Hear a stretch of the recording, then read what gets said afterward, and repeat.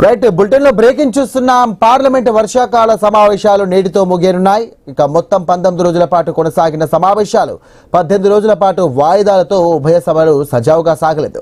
పలు కీలక బిల్లులు చర్చ లేకుండానే మూజువాణి ఓటుతో ఆమోదం పొందాయి. మరోవైపు నేడు లోక్సభలో నీట్ అంశంతో పాటుగా విద్యార్థుల ఆందోళనపై ఇక చర్చకు ప్రభుత్వం ప్రతిపాదించింది.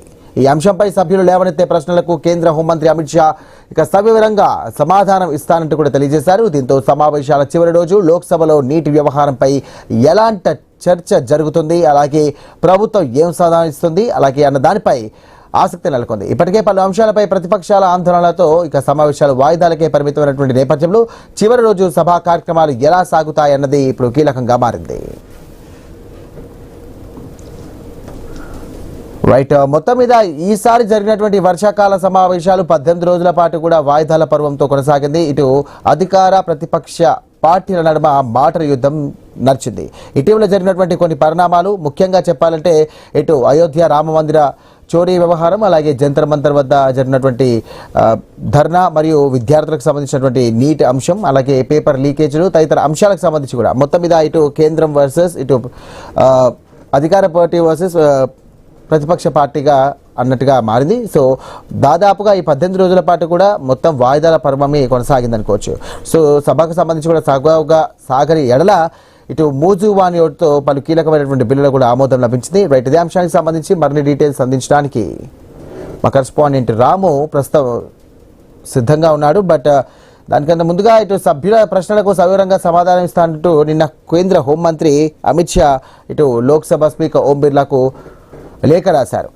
దీనికి సంబంధించి కూడా ఇటు స్పందించినటువంటి ప్రతిపక్ష నేత కాంగ్రెస్ పార్టీ అగ్రనేత అయినటువంటి రాహుల్ గాంధీ, మాకు ఆయన చెప్పే ఉపన్యాసాలు వ్యాసాలు అవసరం లేదు, కానీ విద్యార్థులపై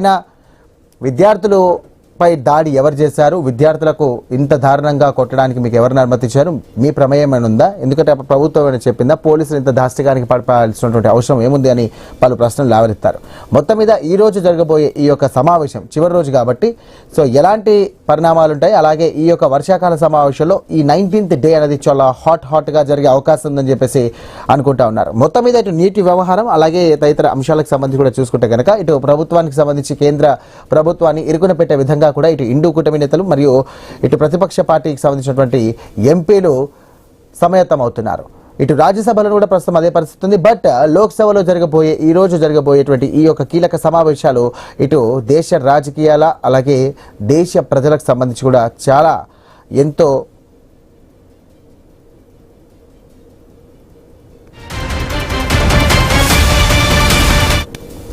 రైట్గా పార్లమెంట్ వర్షాకాల సమావేశాలు నేటితో ముగియనున్నాయి.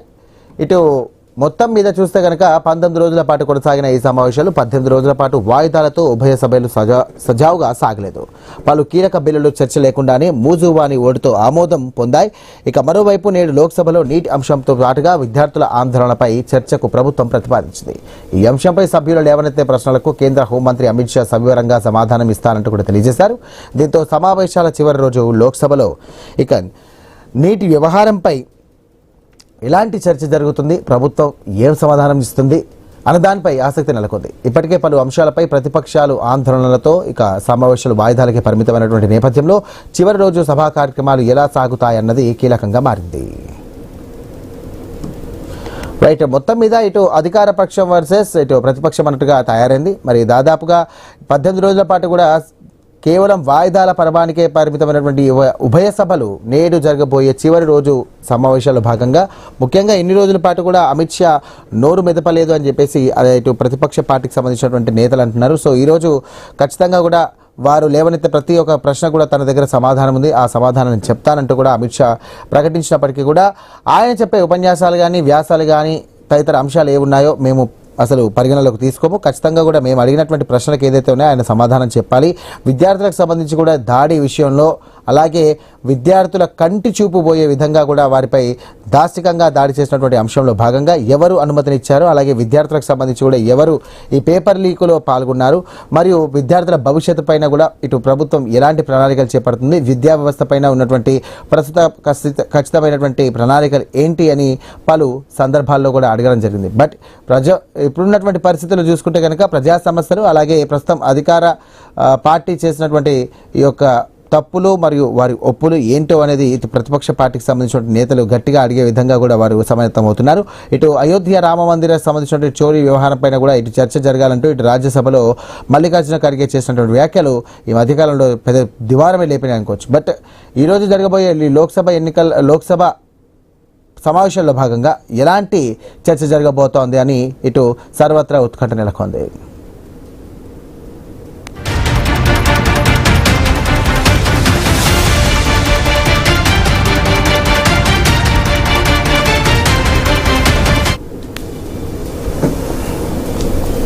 ఇక పార్లమెంట్ వర్షాకాల సమావేశాలు నేటితో ముగియనున్నాయి.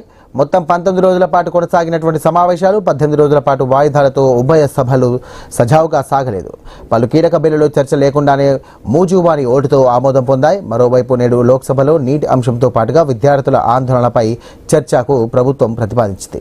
ఈ అంశంపై సభ్యులు లేవనెత్తే ప్రశ్నలకు కేంద్ర హోంమంత్రి అమిత్ షా సవివరంగా సమాధానం ఇస్తారని కూడా తెలియజేశారు. దీంతో సమావేశాల చివరి రోజు లోక్సభలో నీటి వ్యవహారంపై ఎలాంటి చర్చ జరుగుతుంది, అలాగే ప్రభుత్వం ఏం సమాధానం ఇస్తుంది అన్న దానిపై ఇప్పుడు సర్వత్రా ఆసక్తి నెలకొంది. ఇదే అంశానికి సంబంధించి మరిన్ని డీటెయిల్స్ అందించడానికి లైవ్ ద్వారా మా కరెస్పాండెంట్ రాము సిద్ధంగా ఉన్నారు. రాము, చివరి రోజు కాబట్టి లోక్సభకు సంబంధించిన సమావేశాలు ఏ విధంగా జరగబోతున్నాయి?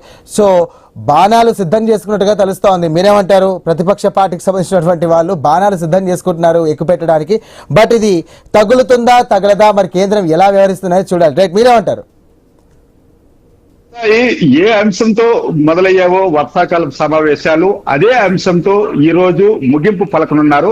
అయితే ముఖ్యంగా చూసుకుంటే నీట్ 2026 పేపర్ లీకేజ్ అంశం, అదేవిధంగా జంతర్ మంతర్ వద్ద విద్యార్థులపై దాడికి సంబంధించి పార్లమెంటు వర్షాకాల ఉభయ సభలు ప్రారంభమైన డే 1 నుంచి కూడా ప్రతిపక్ష పార్టీలు దీనిపై చర్చ పెట్టేవి. అయితే ఇంతవరకు కూడా ఈ 18 రోజులు 19 రోజులు కూడా అధికార పార్టీ నుంచి స్పష్టమైన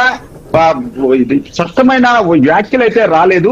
అయితే ఈ నేపథ్యంలో నిన్న అమిత్ షా ఏదైతే చర్చకు మేము సిద్ధం, ఆ పార్లమెంటు సమావేశాలకు నేనే స్వయంగా హాజరవుతాను, మీరు అడిగే ఏ ప్రశ్నకైనా బదులిస్తానని ఆయన మీడియా ముఖంగా చెప్పడం, అంతేకాకుండా స్పీకర్ ఓం బిర్లా కూడా నిన్న ఒక లెటర్ ను విడుదల చేయడం జరిగింది. ఈ నేపథ్యంలో ఆఖరి రోజు నీట్ ఎగ్జామ్ కు సంబంధించి విద్యార్థులపై దాడికి సంబంధించి చర్చకు సిద్ధమని చెప్పిన అమిత్ షా ఈ రోజు పార్లమెంటు సమావేశాలకు వస్తారా రారా అన్నది ఒక ప్రశ్న.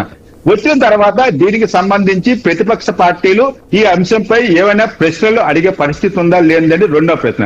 లేని ముందు నుంచి కూడా ప్రతిపక్ష నేత రాహుల్ గాంధీ ముందుగా దీనికి బాధ్యత వహించి అమిత్ షా అసలు పార్లమెంటరీ సమావేశాల్లో ఒక వివరణ ఇవ్వాలని ఆయన పట్టుబడుతున్న పరిస్థితి కనిపిస్తుంది. దీనిపై ముందుగానే ఇనిషియల్ గా తీసుకొని అమిత్ షా పార్లమెంటులో దీనిపై వివరణ ఇచ్చే అవకాశాలు ఉన్నాయని స్పష్టంగా తెలియనప్పటికీ కూడాను ఈ రోజు జరిగే ఆఖరి రోజు పార్లమెంటరీ సమావేశాలు గందరగోళం నేపథ్యంలోనే కొనసాగుతావని రాజకీయ వర్గాలు అయితే చెప్తున్న పరిస్థితి కనిపిస్తుంది.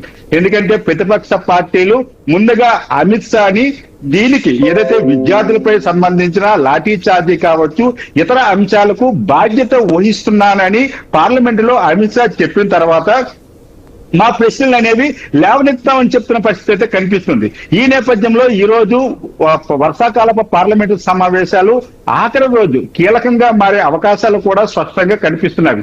గత 18 రోజులుగా మనం చూసుకుంటే చాలా బిల్లులు కూడా మూజువాని ఓటు విధానంతోనే ఆమోదం పొందిన పరిస్థితి కనిపించింది. ఏ బిల్లుపై కూడా సమగ్రమైన చర్చ మాత్రము జరగలేదు. మరి ఈ నేపథ్యంలో చూసుకుంటే ఈ రోజు ఆఖరి రోజు ముందుగా మొదటి రోజు నీట్ ఎగ్జామ్ పై ఏ విధంగా రగడ జరిగిందో రచ్చ జరిగిందో అదే ఈ 18 రోజులు కూడా కొనసాగింది.